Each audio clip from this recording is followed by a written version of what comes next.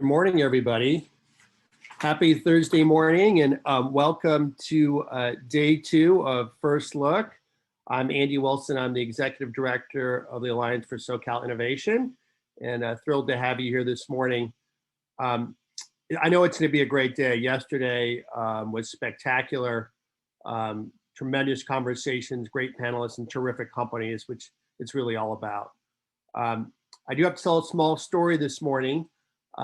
Here we are talking about innovation and technology, and it's hard to have that conversation without thinking about where we've been with the pandemic and the role of innovation in terms of addressing vaccines and the power of the mRNA platform to create incredibly effective vaccines so that we can all start returning to our normal lives.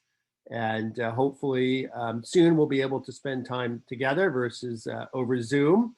And per my usual routine, I was walking my dog today, and in our route there is a neighbor who historically has put dog biscuits out on their fence, and top you open up and give your dog a dog biscuit. And my dog, as you can imagine, like most dogs, loves food, and every time we walked around that neighborhood, we get excited when we came to the dog biscuits. Of course, when March of last year came, the dog biscuits were gone. And for about 3 or 4 months, the dog would pull over there and look for the dog biscuits, and with great disappointment would not have them. And I'm happy to report today, this is the real mark, I think, of us returning to normal, that we walked around that corner and Gandalf saw that box of dog biscuits, and we were able to feed him a dog biscuit once again. So once again, the power of technology to bring us back to normal. I know Gandalf was thrilled. So moving right along, once again, welcome to First Look, our second day, which is focused on tech. Yesterday was more life science oriented. For those who have not been to First Look before, it's really our annual celebration of entrepreneurship and commercialization of technology, frontier technologies in life sciences and traditional technology, showing these breakthroughs that are emerging from Southern California's top research universities. And I think it's really about showcasing the unstoppable talent and connecting that talent with the vast resources in the region, such as mentors, investors, corporates, all those things. It's really about our role at the Alliance as a super connector. And we think we have so many great innovators here, and many of those associated with academic research. So we're pleased to have this opportunity to connect you all, in this case virtually. We do believe diversity is a superpower of Southern California. And I'm happy to say this event does represent that diversity.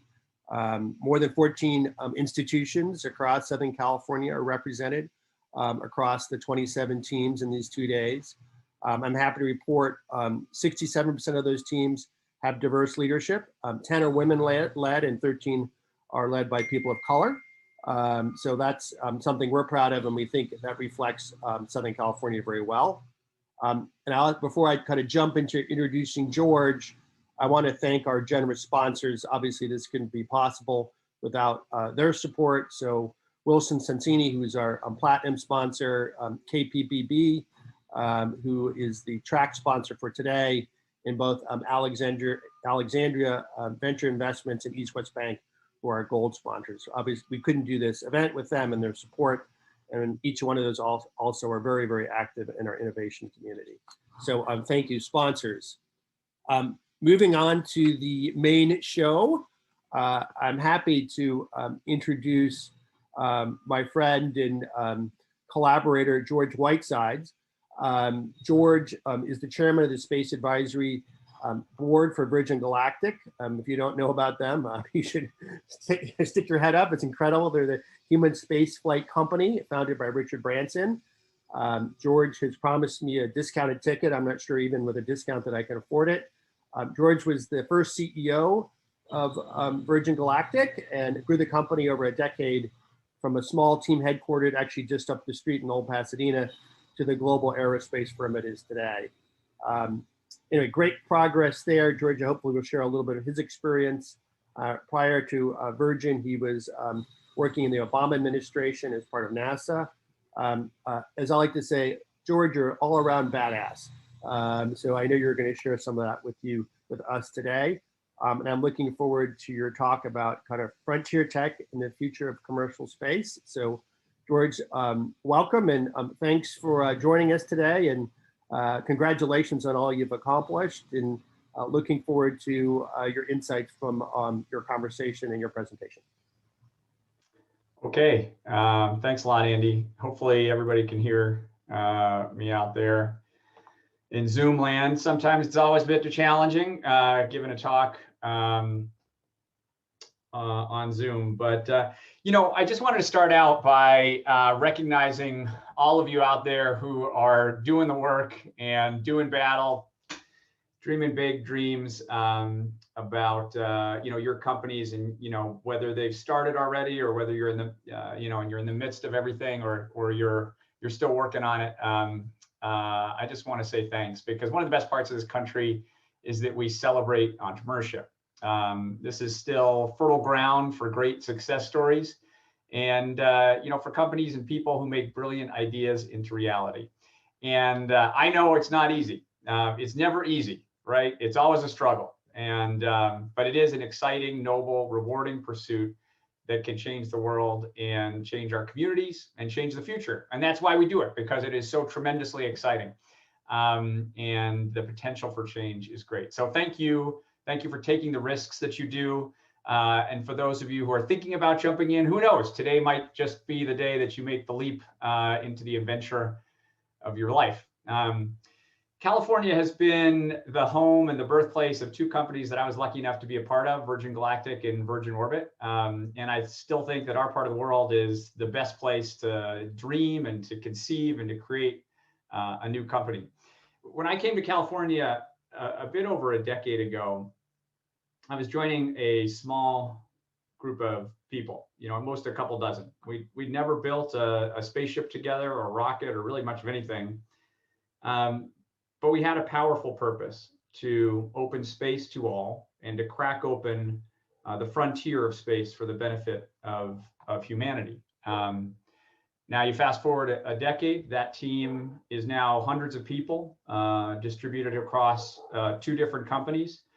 Both companies have sent vehicles to space, people in the case of Galactic, and satellites in the case of Virgin Orbit. Galactic sent the first astronauts to space from American soil since the retirement of the space shuttle, and became the first pure human spaceflight company to get a listing on the New York Stock Exchange. Meanwhile, Orbit has sent the first liquid-fueled air-launched rocket to orbit. And I don't know, some of you are biologists, some of you are physicists, some of you are other things, but that is really hard. That was a really hard achievement. And to have a relatively small group of folks headquartered, just down at Long Beach Airport, to accomplish that task underscores the incredible shift that's going on in space technology and in the power of startups, right? That these small teams can tackle these incredibly challenging technical problems, and not just tackle them, but to carry them out successfully and to bring them to market is, a great sign of the age that we're living in. And all of those mission accomplishments occurred in Southern California. I mean, that's one of the incredible things that I love about the world of space, is that, entrepreneurial space is centered in Southern California between all the great companies that are working in a relatively small, zone, probably stretching up to Mojave on the north end, and then stretching down to, sort of somewhere south of LA on the south end, and with a bunch of other great companies all over California and the United States.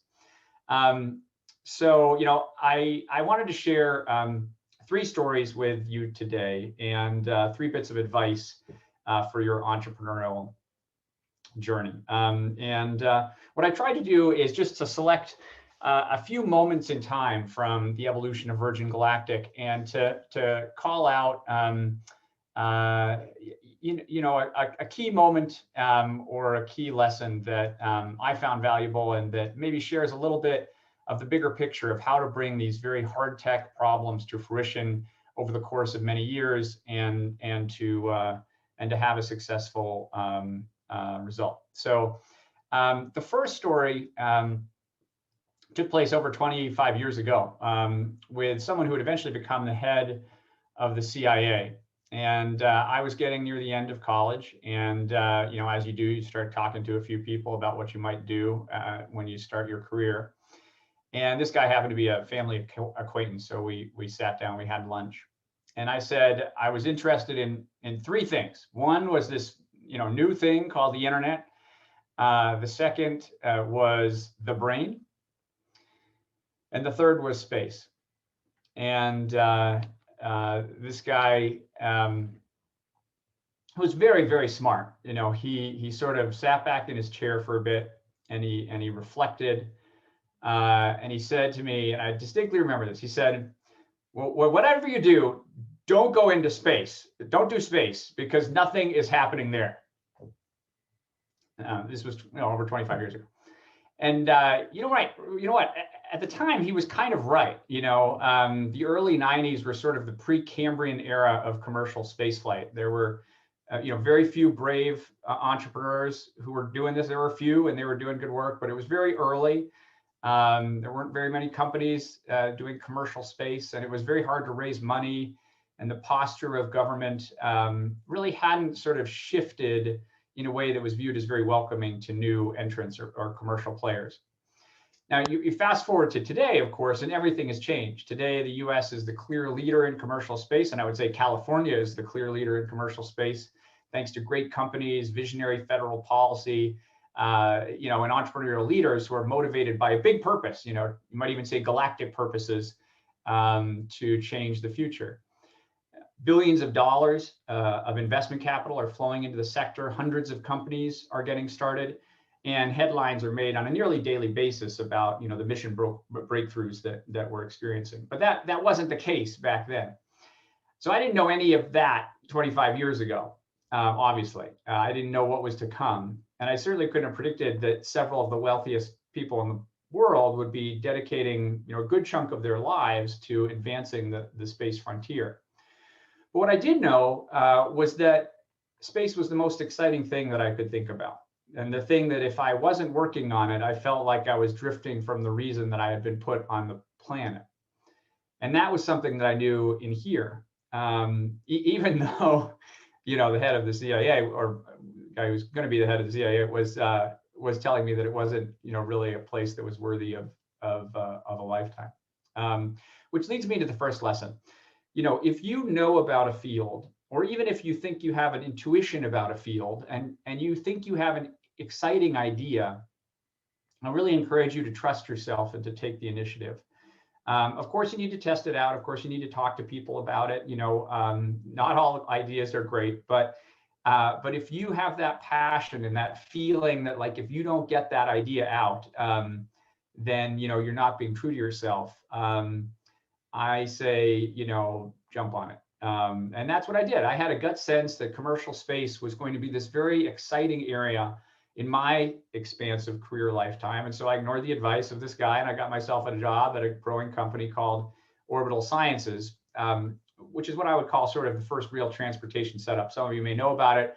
I worked for the CEO of the company, amazing entrepreneur named David Thompson, who did his master's at Caltech and who was at the very leading edge of space commercialization. And the year that I worked for Dave was one of the most edifying and exciting years of my career. So trust your gut, and if you're right, you'll see that the whole world sort of shifts as your bet sort of pans out. The next story that I want to tell you is about a person, and more broadly, it's about people, because people is really one of the most crucial areas of your journey as an entrepreneur. People and culture, of course. So, and this relates to sort of the importance of individuals to make a difference. So we had an opening for a particular position for many months, and we hadn't been able to fill it at Galactic. And this was an important role. We had a top recruiter on the case, but we weren't really happy with the candidates that we were being presented with. And we also had an internal reference, somebody who was outside the company, but one of our employees said, this other person you should think about. And this person had a really good judgment. Everyone considered him someone to have a good judgment, good reference and character, and just a great person to judge things. But it seemed like the person that he was referring wasn't quite senior enough, and the candidate had a few challenges with location and a few other things. So we decided to go with one of the recruiter candidates. And we knew that the person we were picking was frankly not the best, but we convinced ourselves that the role was so important that we needed to fill it with someone senior. So we hired a pretty good person on a trial basis. And you know how this story is going to turn out. It didn't work out, right? The person was fine, but not great. And we marched onwards for a couple months with, not the best progress. Meanwhile, the location of our other candidate had cleared up, and so we made a change and we took the leap with this other person, even though the person didn't have quite the seniority that we thought we needed. And that person has been spectacular ever since, and knocked it out of the park from day one, which sort of allows me to portray the second lesson, which is really quite a simple point, which is your company will succeed or fail based on your ability to put spectacular people in the most important roles. A great person will add 10 times the value of an average person, perhaps 100 times. In order for your company to succeed against the vast challenges of any new business, you need to have superstars backing you up, helping you get past each critical milestone and saving your bacon in ways that you may know sometimes, but most of the time you won't even know about. But they're there, helping the company and getting it past the next milestone. And that's why, the number one piece of personnel advice I would give is twofold. Number one, which never settle for the most important roles, and really only hire for those roles people who come with a roaring endorsement from someone that you trust. And this is really hard advice to take, right? Because you're in the midst of something, and you're just trying to get people to fill slots. And but my experience indicates that if you can't get just a roaring endorsement about somebody from someone you trust too, it's often just a total crapshoot, and it's usually not a bet that pays off for you or for the company. You really have to find a reference who values the relationship with you more than the relationship with the candidate. And if you do that, the odds are that you will be getting a really great person who will dramatically help your enterprise. Anyway, so we can talk more about that. So the last point I wanted to make was more about the field of space in general, maybe NASA's generally, although Galactic fits into the story. So about 10 years ago, space was at a crucial moment, which was the retirement of the space shuttle. And the space shuttle had been America's means of putting humans into space for 30 odd years. And the agency had designed a system to replace the shuttle, but it had some technical challenges and was part of an architecture that seemed potentially unaffordable given projected budgetary challenges. In the face of this planned retirement were a collection of potential challengers, some incumbent aerospace primes, and a very, very small number of entrepreneurial startups, including a somewhat unproven company that was based in Hawthorne, California, SpaceX. And the point that I would make is in 2008, 2009, 2010, the future of commercial space was not assured, right? It was a risky bet. The successes of the last few years were still far in the future. And the center of gravity of the aerospace sector was still probably incumbent primes or incumbent players and sort of the big government approach to space. And against that backdrop, the Obama administration made a gutsy call. They canceled the program that they viewed as unsustainable, and they bet on innovation through a range of different ways, but they bet on innovation. And it was a hard choice for many reasons. They knew it would be a hard few years in some key states, and they knew that they would get criticism from many in the aerospace sector who had not really fully understood the underlying shifts in technology and the entrepreneurial sector. In fact, we got many letters from distinguished astronauts, American heroes, who were honestly decrying the policy shift as somehow misguided. But 10 years later, it's clear that it was the right call.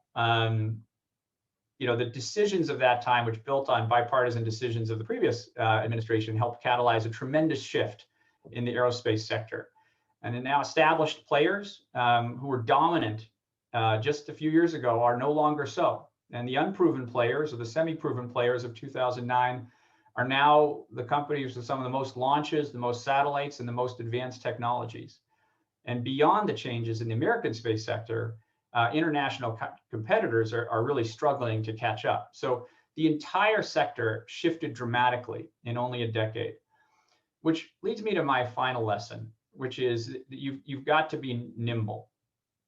You've got to be nimble. The world will change and keep changing, and even sectors as staid and stable as space can turn on their heads in just a few years.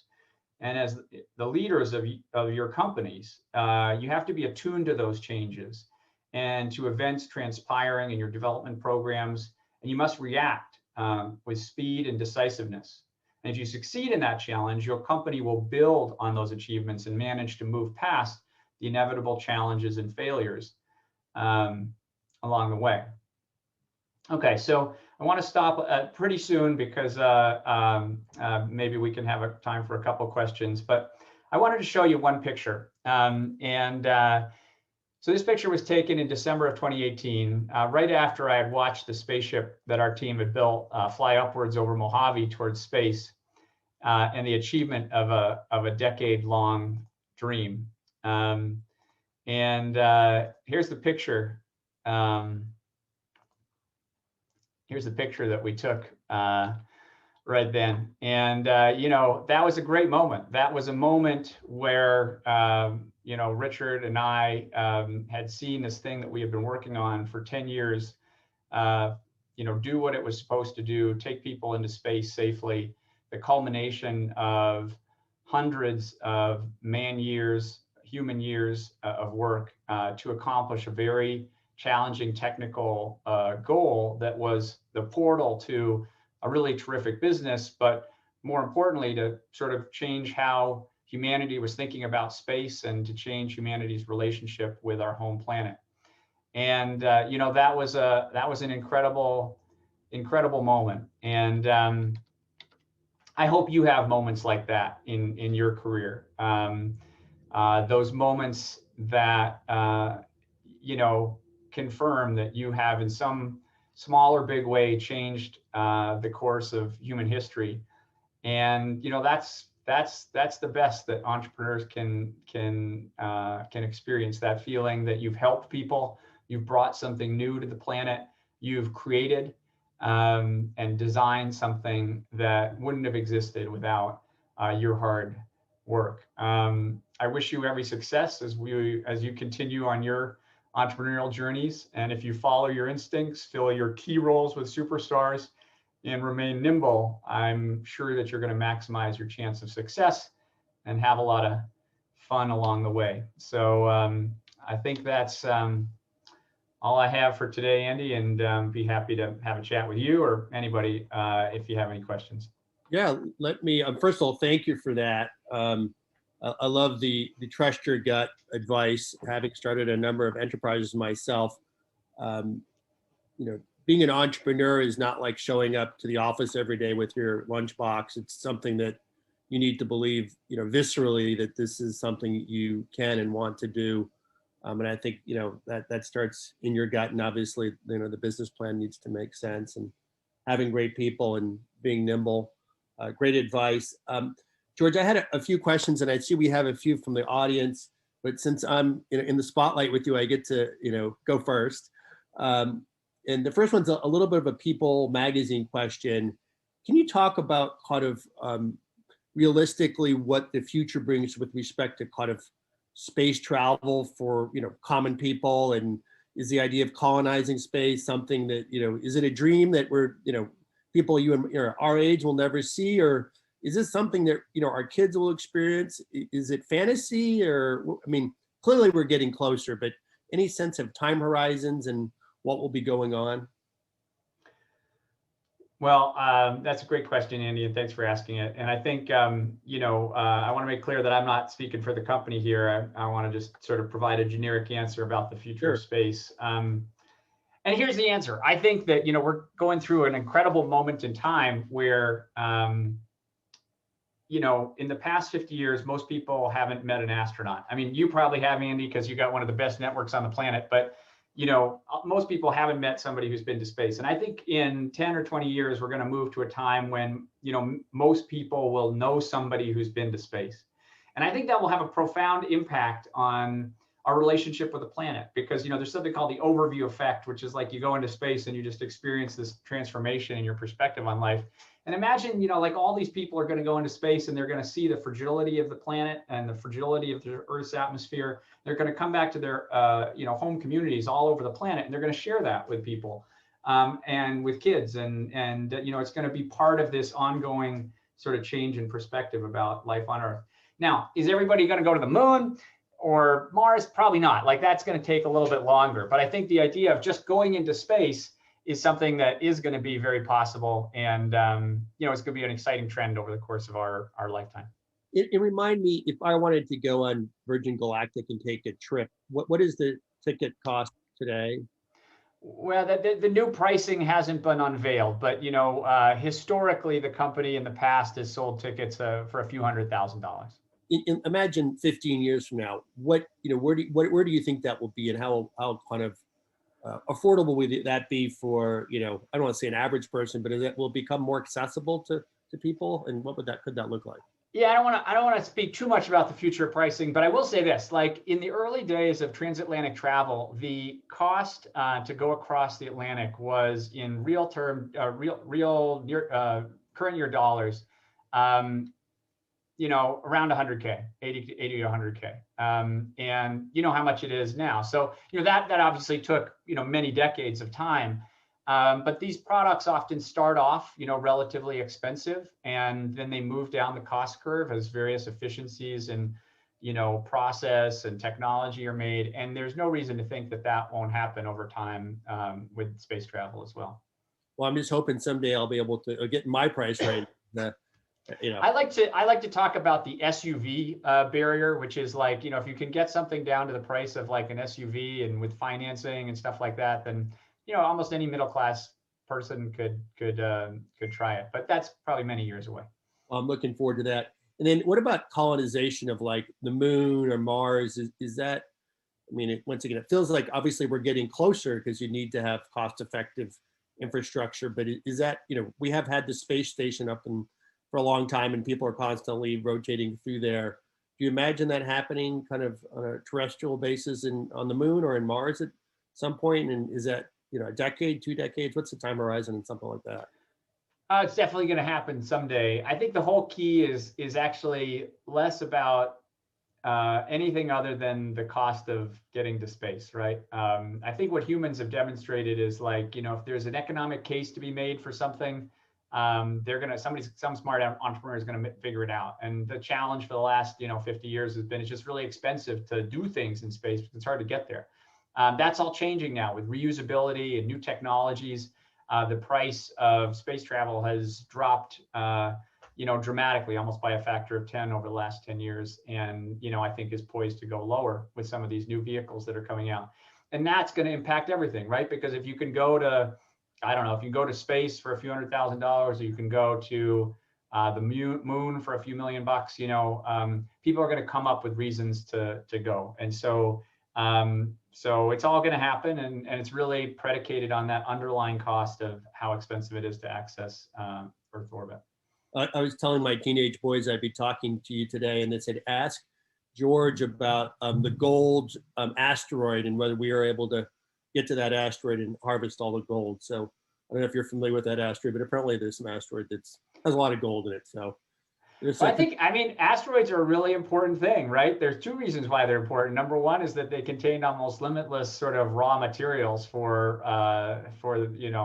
anyone, and if you can access them for an affordable cost, you can go access gold or platinum or whatever, and then maybe avoid that mining on Earth. But right now that's far too expensive because it takes a lot of money to get to those asteroids and bring them back. The other reason is the dinosaurs, right? And, like we joke about this, but, it actually has been the cause of, extinction on Earth. So anyway, NASA and other agencies are going to be figuring that out over the course of the coming years. And it'll be nice to take that kind of extinction level risk off human future at some point. Yeah, I don't know if you were expecting this in your entrepreneurial talk, right, to start the morning about, extinction level events. But anyway, it's good to talk I'm glad about. I won't lose too much sleep because I know NASA's on it. Last question I have, and then I want to pull a few from the audience, is space, as you mentioned, has been disproportionately funded by billionaires. You mentioned, Richard Branson in your project, and obviously SpaceX with Elon, and Orbit, whatever Blue Origin with Bezos. Do you need, for these types of bold projects, do you need to find billionaires or initially, or venture capital is now actually getting involved? But just curious about, without those billionaires early on, my guess is venture capitalists probably thought you were a little crazy. Can you talk about the relationship with the venture capital community over the life cycle of building Virgin? Yeah, I mean, one of the really exciting things, Andy, has been the change in the approach of the VC community to aerospace startups, right? So 20 years ago, I don't know if you need to be a billionaire, but you need to have, access to big pots of capital somehow, and it was really hard to when I was having that initial conversation 25 years ago, it's hard to raise some of those funds. Now, what's so exciting is that the long tail of different, funding options has really been fully deployed into the world of space. So you no longer need to, be able to raise $100 million to start a space company. It's helpful, but you don't need to anymore. You can start with literally, a seed or an angel round, get a small satellite up into space, deployed from the International Space Station, prove out something. And I mean, that's amazing. But we're living in a world right now where, high schools are launching their own satellites. And so it's a great democratized future. And what it means is that the barriers to entry for a new space startup is dramatically lower. Somewhat probably similar to biotech. In fact, we talked a lot about this in our roadshow for Galactic. That that in some ways there are some analogies to biotech, because you had to spend a good chunk of money. But that is really changing, and I think that's a great thing, because it opens up the field to a much wider range of people who can connect in and contribute their ideas and come up with a good idea that helps the future. I think, as good examples, here in Southern California, we have Techstars has a space accelerator. So those are, early stage startups looking to participate in the commercial space industry.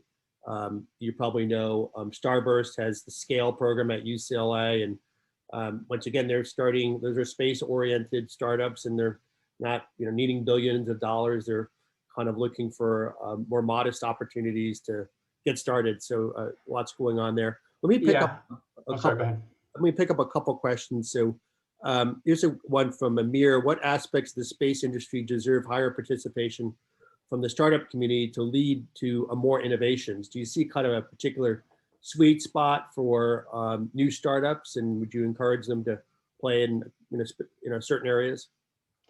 Well, I think what's exciting now is that people can play in all kinds of areas, right? There's been a lot of innovation in the launch space for the last 10 years, how you get to space, but now you see this like Cambrian explosion of firms in small satellites and the ground segment, and a lot of effort these days in firms that are using space data, but then, analyzing it or doing something with it, AI or whatever, and then bringing a data product to the public. So what's great about those is that you're sort of, you're bringing the platform of space, which can, is the best way to analyze certain problems, particularly global issues, and taking advantage of all the infrastructure that's been built up over the last 10 or 20 years. So, you don't have to start your own launch company anymore, because now there's a bunch of different ways to getting into space, and you can sort of, and NASA has programs that allow people to put their first satellites up. And so there's a lot of things that are out there now for entrepreneurs who want to start, that they don't have to recreate the wheel. There are firms that, will, schedule for you for a launch, very easily. And it opens things up. I know several companies that have been literally space companies that have started in garages now and have grown up to be, big thriving ventures. And that obviously was not the case 20 years ago. So I think we have time for one more. This one is from anonymous attendee. It says, can you comment on China's recent space success? Any sense of, obviously there's been a lot of activity in the US. Seems like China's eager to get in the game. Any thoughts on what they're up to and how that could transpire and maybe change the landscape?